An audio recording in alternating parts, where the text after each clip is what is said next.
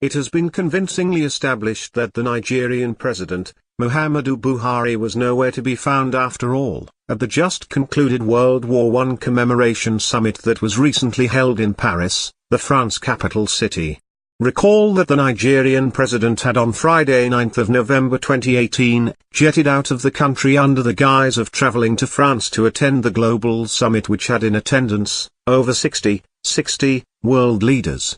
Nigerians, however, saw their president boarding the aircraft from Abuja airport, that was supposedly built to convey him to the French capital. It is embarrassingly surprising to note that none of the footages that carried the global event as released by various international media platforms, captured the Nigerian president's participation in the summit.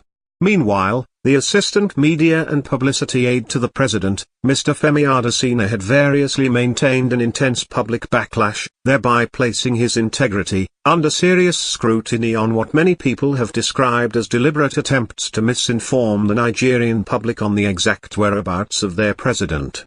Mr. Femi Adesina was quoted to have stated that Buhari was conspicuously present at the summit and even went ahead to release pictures depicting the president delivering a lecture at the 100-year anniversary of the World War I Global Summit. But forensic experts of Family Writers Press International say that most of the displayed pictures were doctored and outdated.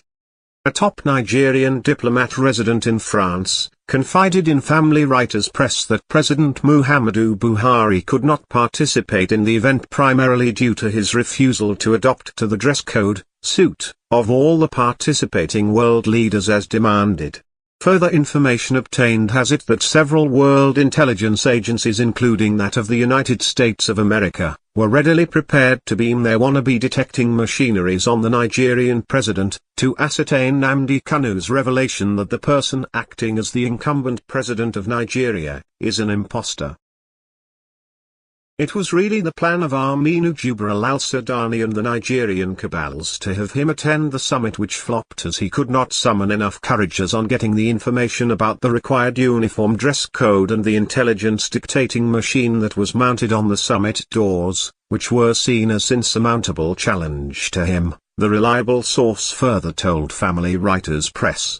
In that case, the cabals have virtually no other alternative than to divert the president to another conference which was staged by Nigerians elsewhere in France. In that alternate conference, usage of mobile phones were bluntly forbidden. Only few staged individuals were allowed to ask questions to the imposter. Some participants brazenly displayed gross displeasure and disappointment as they noticed that the Buhari could barely identify some of the known Nigerian government officials that approached him, the information revealed.